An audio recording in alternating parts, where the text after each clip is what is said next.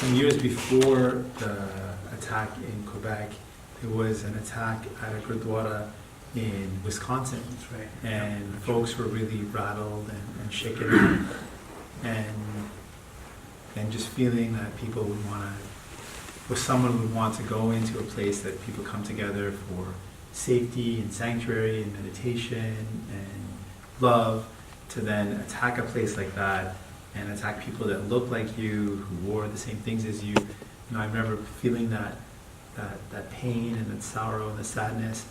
And then throughout my life, one of the things that has kind of followed me is, though I'm not a Muslim, my appearance meant that I faced a lot of Islamophobia.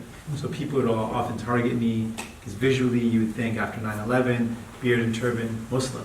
And so I faced a lot of Islamophobia. And one of the things that I kind of pride myself, but also the Sikh community, is when faced with Islamophobia, my answer has never been, in this circle I've said I'm not, but whenever I've been faced with Islamophobia, my answer has never been I'm not a Muslim. For many reasons. One of those reasons is because one of my best friends growing up was Walid Mansour, a Muslim. And I always think if someone's attacking me with negativity, would I ever say, no, don't attack me, attack my friend instead? I would never do that. It's my friend. But there's a shared humanity. We're all connected and have a bond. And something my mom always said to me, that we're all one. And so seeing what happened in Quebec, I remember how I felt when Wisconsin happened. And I thought about my friend, Uli, and I thought about all the masjids I've been to, and thought about the people that go to masjid, and the fact that there's families there with their kids, moms and dads, and just people that are trying to find some relief from the stress and worries of their day, and the fact that in a safe place like that, there was this horrible attack. And obviously it made me sad, it made people feel frustrated, a sense of hopelessness, all those things happened. And those things are important for us to feel because we want to acknowledge how horrible that was. But what was really inspiring to me, it was that how in the response to that horrible tragedy, so many people came together. And so many people said that is not the type of Canada we believe in.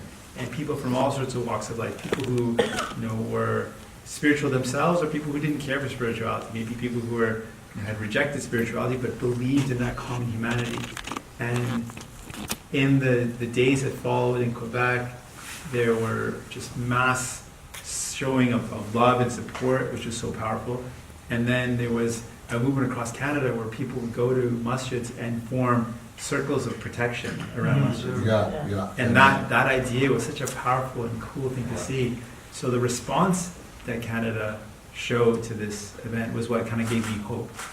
And hate is one of those things that's not limited. Like if there's hate that exists against someone's identity, someone's gender, someone's sexuality, someone's religion, spirituality, once it's allowed to grow, hate spreads and it'll consume everyone. And so to stop hate in its track against one community is to denounce hate in all its forms. So that's to me a really important thing. And to find that kind of commonality, find the things that unite us. And so coming today on the anniversary day is a pretty special thing to be in a place where something like that happened, and for us to kind of soak it in. This is where it happened, but in Quebec is a special thing for us all to kind of be together and remind ourselves that we're all kind of in this together, right? And we've got to make the world better together.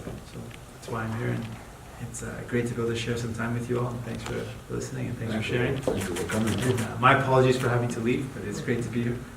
I'm very honored to be able to be here and recognize that in 2 short years, things have gotten much, much worse and much more desperate. And when you talk about, it's so warming to break down people's ignorance because the same thing exists so deeply.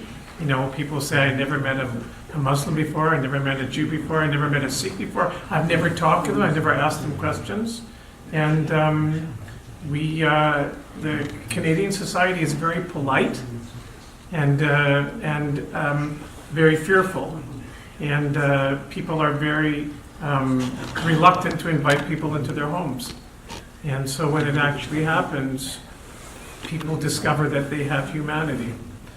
And of course, nobody ever expected to have happened what happened just a few months ago in Pittsburgh. And I think that there was a wonderful response from the the Muslim community throughout North America. And I think that, again, you don't expect those kind of things to happen. You don't want them to happen. And I think we have a lot of work to do in Canada still. And I try very much in my work and in my volunteer world to engage in interfaith and also Israeli and Palestinian examples of shared society, because there's, again, so much immediate mistrust and misunderstanding and ignorance primarily. So I want to just extend my deepest wishes and thoughts of being together with you, and that we should be able to work together to break down ignorance and fight hate as much as we possibly can. I would go with the love over fear. So,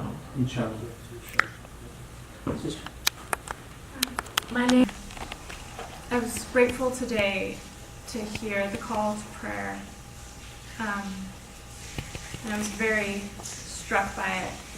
So I did my own prayer and came to tears.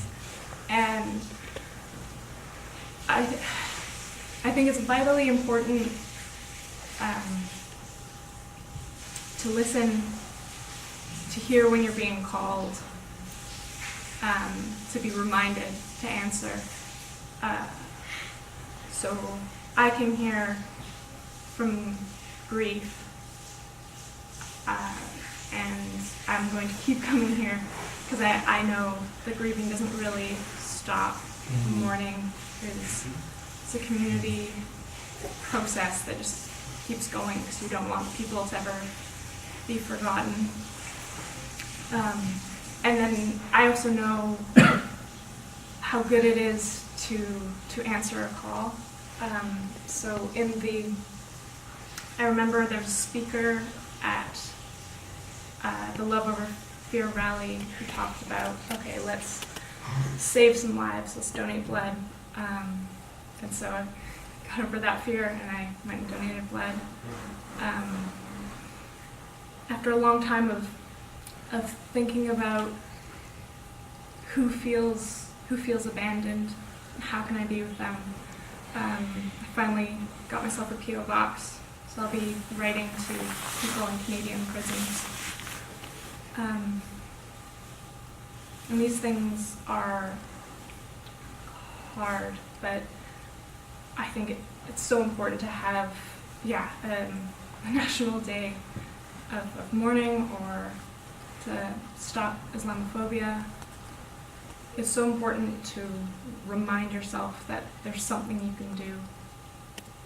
And every time that you have pain, every time you have a broken heart, that's a call to action, a call for love. So even though we mourn, we also celebrate their life that they did have, and however terrible way they went out as martyrs. And it's something that's hard to wrap your head around, but it's also something where they're in a good place. And us remembering them, it gives light, it gives north. And so if we can be a light to one another, we can be a light to the world. And especially in dark times, we need as much light as we can get. So thank you. You've brought a lot of light here. Thank you.